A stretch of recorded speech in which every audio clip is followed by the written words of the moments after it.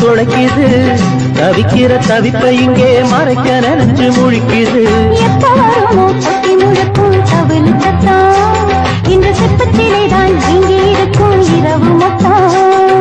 பச்சை குழந்தை போல இருந்தா சின்ன அரும்பு இவ இச்சப்படியே ஆள பிடிச்சா கட்டி கரும்பு அண்ணன் பின்னாலே சுத்தி இருந்தா மாமா வந்தாச்சு